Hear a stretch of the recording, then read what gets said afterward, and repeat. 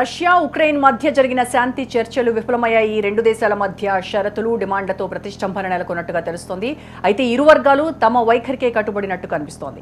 America సారథ్యంలోని NATO కూటమిలో చేరబోమని Ukraine లిఖితపూర్వకంగా రాసివ్వాలని Russia demand చేస్తోంది. అలా లిఖితపూర్వకంగా హామీ ఇస్తే సైన్యాన్ని ఉపసంహరిస్తామని చెప్పినట్టు సమాచారం. కానీ నాటో కూటమిలో చేరే విషయమై ఉక్రెయిన్ వెనక్కు తగ్గినట్టుగా కనిపించడం లేదు. తక్షణం యుద్ధాన్ని విరమించాలని రష్యాను ఉక్రెయిన్ ప్రతినిధులు డిమాండ్ చేశారు. అంతేకాదు సైనిక బలగాలను ఉపసంహరించుకోవాలని ఉక్రెయిన్ డిమాండ్ చేస్తోంది. క్రిమియా నుంచి కూడా సైనిక బలగాలను ఉపసంహరించాలని పట్టుపట్టింది. ఇక ఈ నేపథ్యంలో ఐక్యరాజ్య సమితి జనరల్ అసెంబ్లీ అమెరికాలో అత్యవసరంగా సమావేశమైంది. సభ్య దేశాలు రష్యాపై ఎలాంటి నిర్ణయం తీసుకుంటాయోనన్న ఉత్కంఠ నెలకొంది. ఇప్పటికే రష్యాపై అమెరికా, బ్రిటన్, ఫ్రాన్స్ తదితర అగ్రదేశాలు ఆంక్షలు విధించడంతో రగిలిపోతున్న పుతిన్ ఉక్రెయిన్పై అణుదాడికి సిద్ధమైనట్టు న్యూక్లియర్ ఫోర్స్ను అలర్ట్గా ఉండాలని ఆదేశించారు. ఉక్రెయిన్, రష్యా మధ్య చర్చలు విఫలమవడం, ఐక్యరాజ్య సమితి ప్రత్యేకంగా సమావేశం కావడంతో మున్ముందు ఏం జరుగుతుందోనన్న ఉత్కంఠ నెలకొంది. దీనికి సంబంధించి మరిన్ని అప్డేట్స్ మా ప్రతినిధి శిరీష్ నడుదాం. శిరీష్, న్యూక్లియర్ ఫోర్స్ను అలర్ట్ చేస్తున్నట్టుగా తెలుస్తోంది రష్యా. ఒకవేళ అదే జరిగితే చాలా బీభత్సం జరగబోతున్నట్టుగా మనం ఊహించడానికి కూడా చాలా భయంకరమైనటువంటి పరిణామం. సో ఏం చెప్తున్నారు నిపుణులు?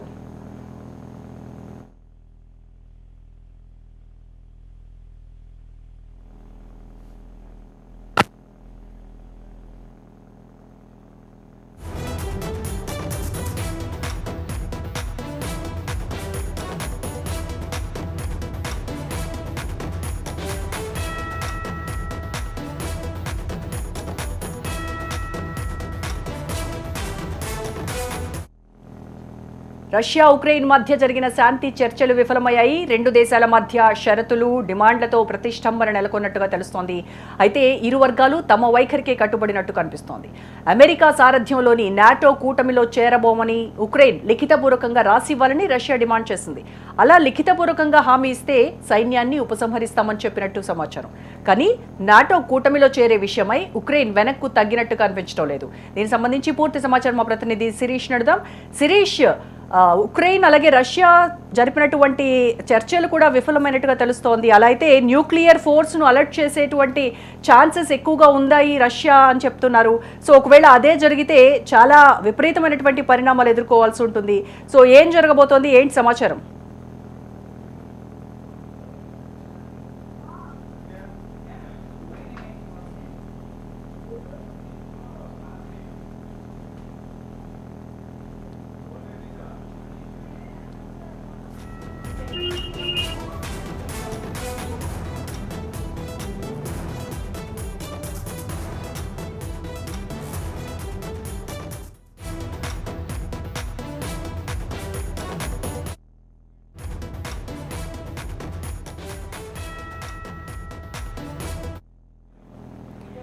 ఉక్రెయిన్లో చిక్కుకుపోయిన భారతీయుల తరలింపుపై ప్రధాని నరేంద్ర మోడీ కీలక నిర్ణయం తీసుకున్నారు. ఉక్రెయిన్ పరిణామాలు, అక్కడ చిక్కుకుపోయిన భారతీయుల తరలింపే ఎజెండాగా ప్రధాని నేతృత్వంలో హైలెవెల్ మీటింగ్ జరిగింది.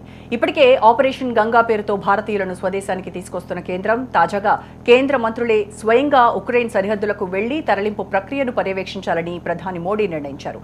ఉక్రెయిన్ సరిహద్దు దేశాలకు కేంద్ర మంత్రులు హర్దీప్ సింగ్ పూరి, జ్యోతిరాదిత్య సింధియా, కిరణ్ రిజిజు, జనరల్ వీకే సింగ్ వెళ్లనున్నారు. వీరు Hungary, Poland, Romania, Slovak republic దేశాలకు వెళ్తారు. అక్కడే ఉండి పరిస్థితిని సమీక్షిస్తూ భారతీయుల తరలింపును వేగవంతం చేస్తారు. భారతీయులను సురక్షితంగా త్వరితగతిన స్వదేశానికి తీసుకురావడమే ప్రధాన ఉద్దేశంగా ఈ మిషన్ను చేపట్టింది కేంద్రం. ఉక్రెయిన్లో చిక్కుకున్న భారతీయ విద్యార్థులను స్వదేశానికి తీసుకొచ్చేందుకు ప్రయత్నాలు ముమ్మరం చేసినట్టుగా కేంద్ర మంత్రి కిషన్ రెడ్డి తెలిపారు. విద్యార్థుల తల్లిదండ్రులు ఆందోళన చెందొద్దన్న కిషన్ రెడ్డి వారి కోసం ప్రత్యేకంగా కంట్రోల్ రూమ్లు ఏర్పాటు చేసినట్టుగా తెలిపారు. ఉక్రెయిన్ చుట్టుపక్కల దేశాలతో మాట్లాడుతున్నామని, సరిహద్దు దేశాలకు మంత్రులు కూడా వెళ్తున్నారని తెలిపారు. ఏ ఒక్క దేశం కూడా ఉక్రెయిన్లో ఉన్న తమ పౌరులను తీసుకురావడం లేదని, ఒక్క భారతదేశం తప్ప మరే దేశం లేదన్నారు కిషన్ రెడ్డి. మన హైదరాబాద్ సంబంధించినటువంటి సివిలియన్స్ కూడా చిక్కుకున్నారు. చాలామంది విద్యార్థులు నాతో వీడియో కాన్ఫరెన్స్లో మాట్లాడుతూ ఉన్నారు. నేను హైదరాబాద్లో ఒక కంట్రోల్ రూమ్ ఏర్పాటు చేశాను. ఢిల్లీలో నా మంత్రివర్గ శాఖలో కూడా ఈ విషయంలో కంట్రోల్ రూమ్ ఏర్పాటు చేశాను. భారత ప్రభుత్వం కూడా మరి మంత్రిత్వ శాఖలో డిపార్ట్మెంట్లో కూడా కంట్రోల్ రూమ్ ఏర్పాటు చేసింది. హోమ్ డిపార్ట్మెంటు కంట్రోల్ రూమ్ ఏర్పాటు చేసింది. సివిల్ ఏవియేషన్ కంట్రోల్ రూమ్ ఏర్పాటు చేసింది.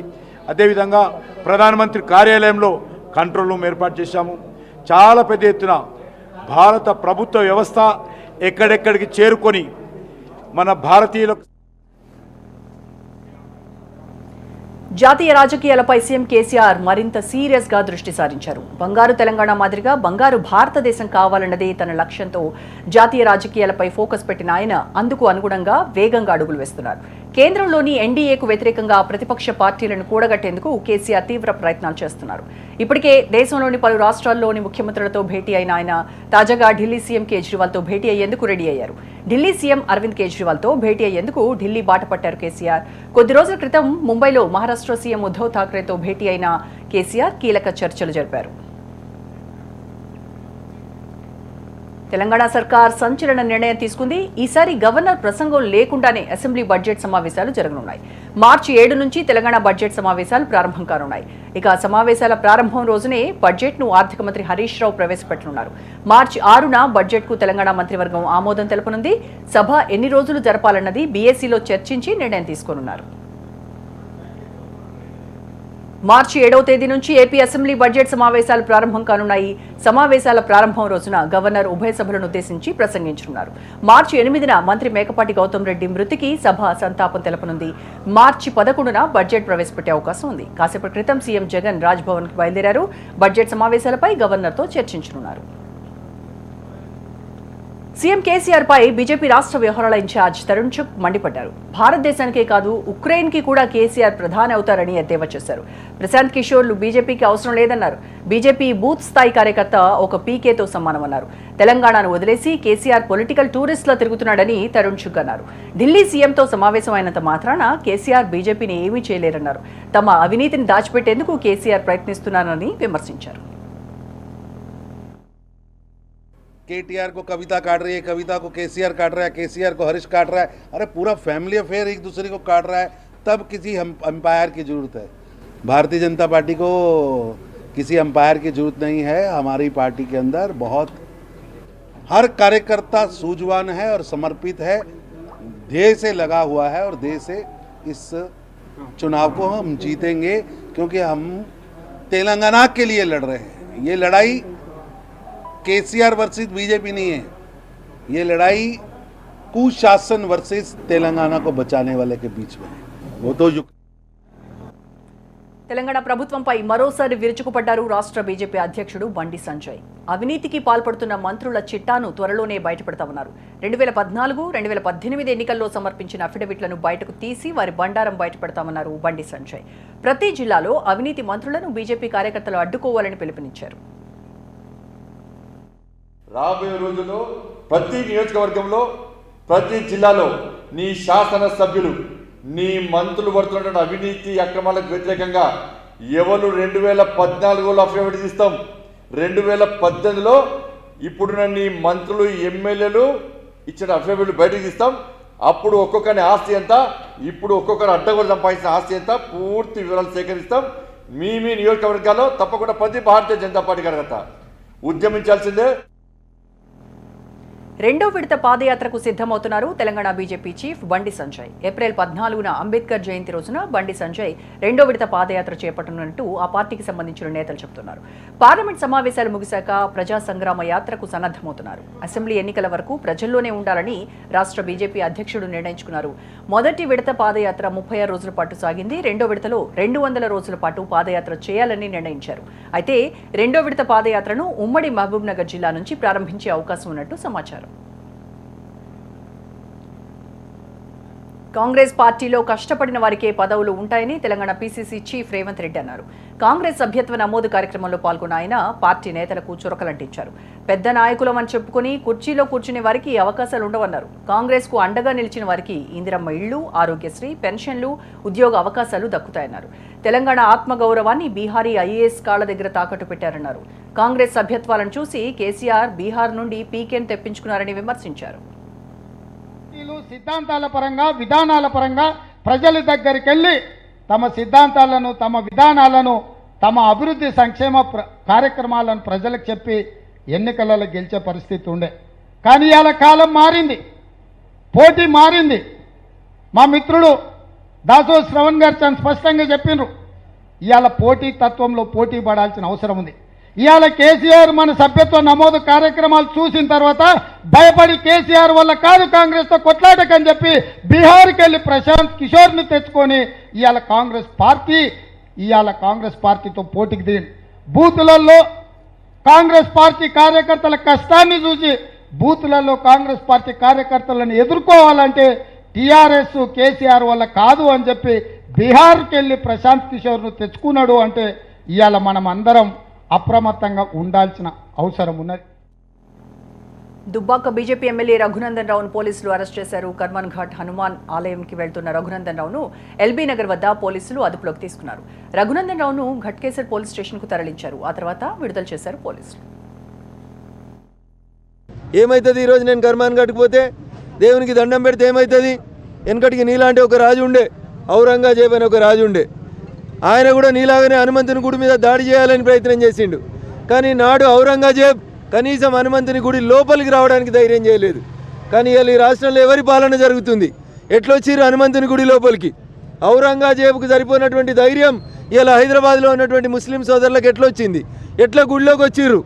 ఆ రోజు అన్ని దేవాలయాలను ధ్వంసం చేసిన ఔరంగజేబు లాంటివాడే హనుమంతుని గుడిలోకి అడుగుపెట్టేందుకు భయపెట్టిండు. ఇలా నీ పాలనలో మరి నువ్వు హిందువువా, నువ్వు నిజాం వారసుడివా, నువ్వు ఏ రకమైనటువంటి పాలన అందిస్తున్నావు అనేది ఒక్కసారి ఆలోచించుకోవాలి ముఖ్యమంత్రి గారు. ఆయనకు తెలిసింది రెండే: ఒకటి పోలీసులను అడ్డం పెట్టుకోవాలి, ప్రివెంటివ్ అరెస్ట్ చేయాలి, ఎక్కువ లొల్లి పెడితే తప్పుడు కేసులు పెట్టాలి, ఎక్కువ లొల్లి పెడితే. కాంగ్రెస్ పార్టీలో జగ్గారెడ్డి పంచాయతీ హీట్ పెంచుతోంది. కాంగ్రెస్ పార్టీకి రాజీనామా చేస్తానని హల్చల్ చేసిన జగ్గారెడ్డి వ్యవహారంపై చర్చించేందుకు రాష్ట్ర వ్యవహారాల incharge Manikantha Thakur TPCC chief Revanth రెడ్డితో భేటీ అయ్యారు.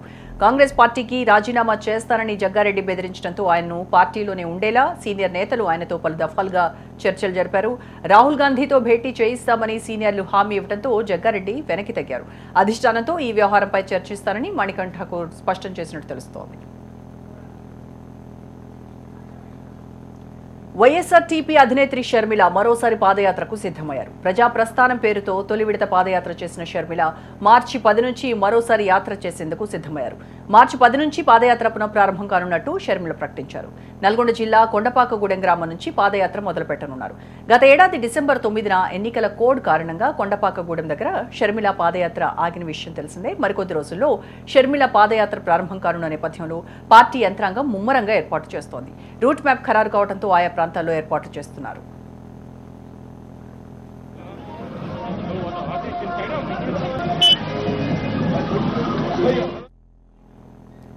ఏపీలో మరో బై ఎలక్షన్స్ కు ఈసీ నోటిఫికేషన్ జారీ చేసింది. ఇటీవల ఎమ్మెల్సీ కరీమున్నీసా మృతి చెందారు. ఎమ్మెల్యే కోటాలో ఎమ్మెల్సీగా కరీమున్నీసాకు వైసీపీ అవకాశం ఇచ్చింది.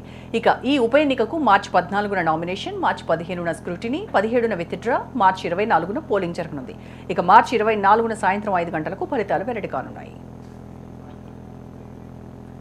చిరు వ్యాపారులకు చేయూతనందించే జగనన్న తోడు పథకం కింద ముఖ్యమంత్రి జగన్ వడ్డీ లేని రుణాలు పంపిణీ చేశారు. ప్రతి ఏటా ఒక్కొక్కరికి 10,000 ఆర్థిక సాయం చేసే విధంగా రూపొందించిన ఈ పథకానికి 5,10,462 మందిని లబ్ధిదారులుగా గుర్తించారు.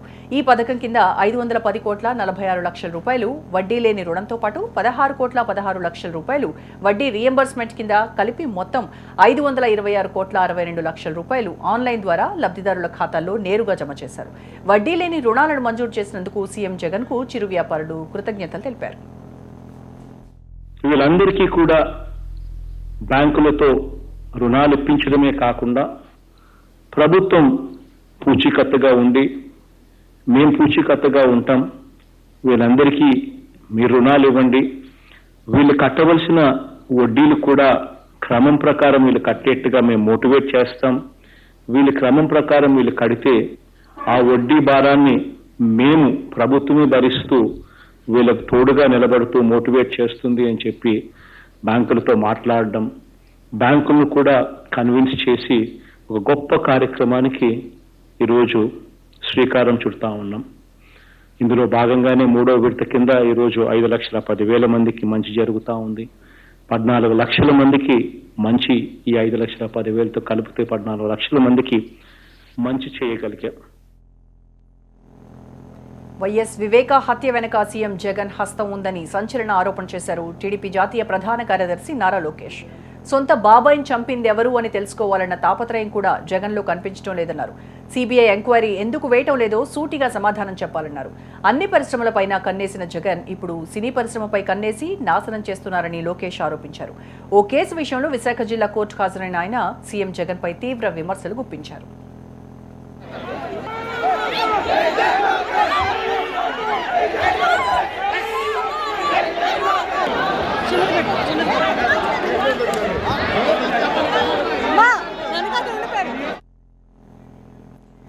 మరో ప్రయోగానికి రెడీ అవుతోంది ఇస్రో. ఇటీవల పిఎస్ఎల్వి C-52 లాంచ్ సక్సెస్ అయింది. అదే ఊపుతో పిఎస్ఎల్వి C-53 క్షిపణిని ప్రయోగించనున్నారు. ఇస్రో సారథి సోమనాథ్ ఆధ్వర్యంలో కొత్త ప్రయోగాలకు శ్రీకారం చుడుతున్నారు. మార్చి నెలాఖరు లేదా ఏప్రిల్ మొదటి వారంలో పిఎస్ఎల్వి C-53 ప్రయోగం ఉండే అవకాశం ఉన్నట్టు తెలుస్తోంది. ఈ ప్రయోగంలో EOS అనే ఉపగ్రహంతో పాటు మరో 5 చిన్న ఉపగ్రహాలు పంపనున్నారు. ఇక ఎప్పటి నుంచో వాయిదా పడుతూ వస్తున్న స్మాల్ శాటిలైట్ లాంచింగ్ వెహికల్ ప్రయోగాన్ని మార్చి 17న ప్రయోగాత్మకంగా నిర్వహించనుంది ఇస్రో. ఆ తర్వాత మార్చి 25 నుంచి 31 లోపు SSLV రాకెట్ ప్రయోగాన్ని కూడా చేసేందుకు సన్నద్ధమవుతున్నారు శాస్త్రవేత్తలు. నానో లాంటి చిన్న శాటిలైట్లను ఓవైపు ప్రయోగిస్తూనే మరోవైపు ఇస్రో భారీ ప్రాజెక్టులుగా ఉన్న GSLV-3 ప్రయోగానికి సన్నాహాలు చేస్తోంది.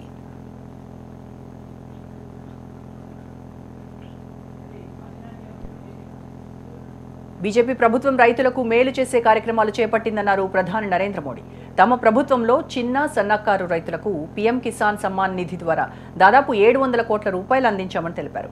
ఉత్తరప్రదేశ్లో ఎన్నికల ప్రచారంలో పాల్గొన్న మోడీ కాంగ్రెస్ పాలనలో రైతులు దివాళా తీశారని విమర్శించారు.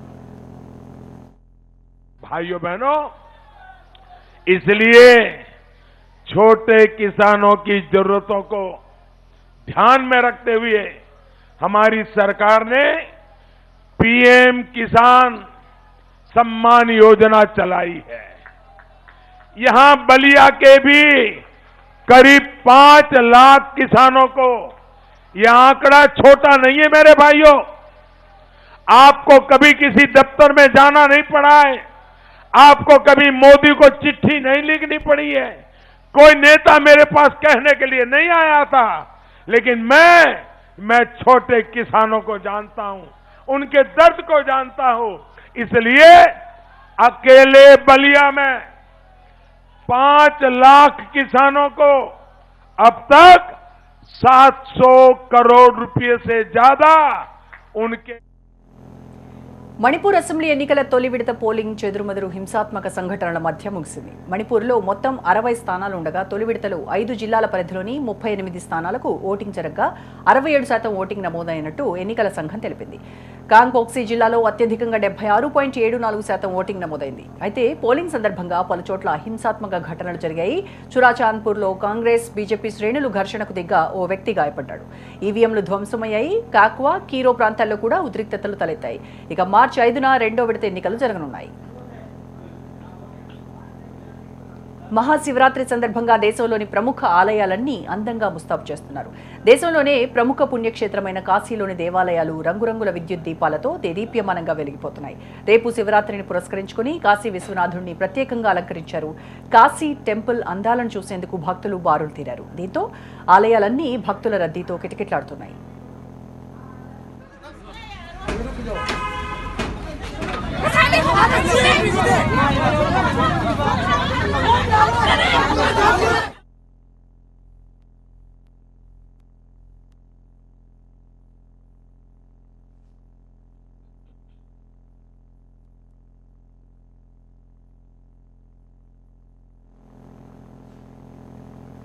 పెనం మీద నుంచి పొయ్యిలోకి పట్టం అంటే ఇదేనేమో. తాలిబాన్ల దండయాత్రకు ముందు ఆఫ్ఘనిస్తాన్ నుంచి ఉక్రెయిన్కు వచ్చిన ఆ దేశ పౌరుడు అజ్మల్ ఇప్పుడు ఎక్కడికి వెళ్లాలో తెలియక తికమక పడుతున్నాడు.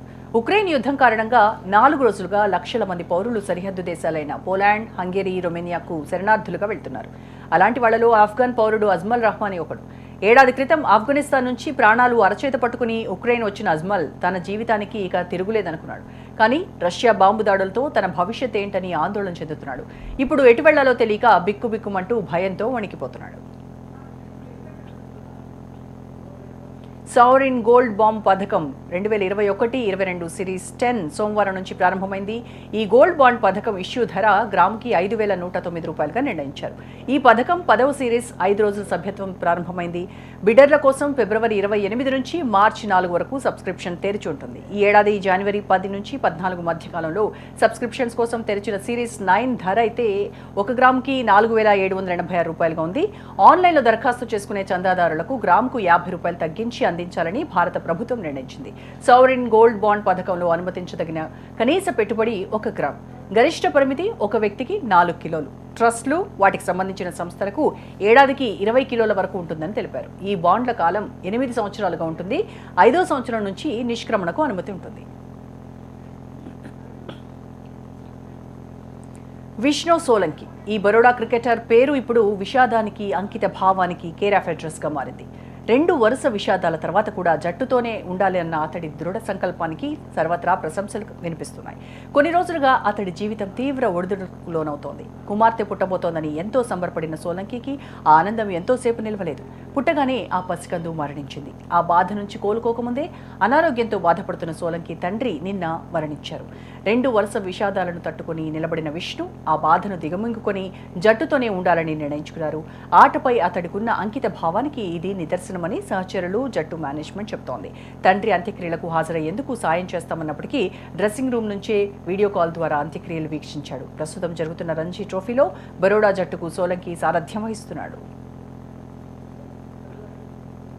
మంచు పర్వతాల్లో వాలీబాల్ పోటీలు ఆకట్టుకుంటున్నాయి. ఉత్తరాఖండ్లోని లేహ్ దగ్గర మంచు పర్వతాల్లో ఈ పోటీలు నిర్వహిస్తున్నారు. ఇండియన్ టిబెటిన్ బార్డర్ పోలీస్ వారి ఆధ్వర్యంలో ఈ పోటీలు నిర్వహిస్తున్నారు. వీటిల్లో పాల్గొనేందుకు ఔత్సాహికులు పోటీ పడుతున్నారు. బార్డర్ అవుట్ పోస్ట్ దగ్గర దాదాపు 15,000 ఫీట్ల ఎత్తులో ఉన్న మంచు పర్వతాల్లో ఈ పోటీలను అత్యంత సాహసోపేతంగా నిర్వహిస్తున్నారు. పోటీల్లో గెలుపొందిన విజేతలకు బహుమతులు ప్రదానం చేశారు ఐటీబీపీ అధికారులు.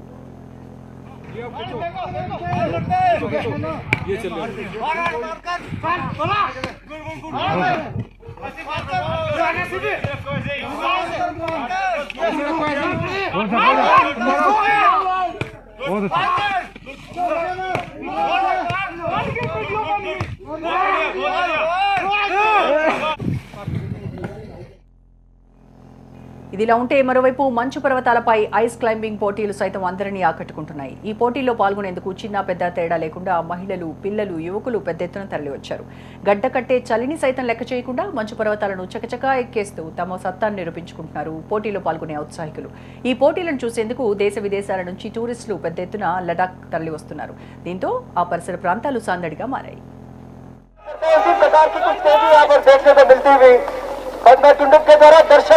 अपनी तालियों से स्वागत करें और लक्ष्य तक पहुंचे पद्मा टुंडुक।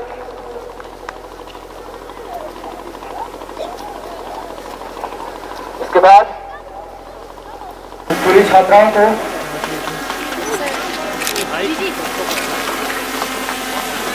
पुरस्कार स्वरूप मुख्य अतिथि महोदय सर प्लीज एक ग्रुप फोटो पुरस्कार, प्रमाण पत्र एवं मेडल द्वारा सम्मानित हाउसिंग कॉलोनी लेह के रिचेन काबुल।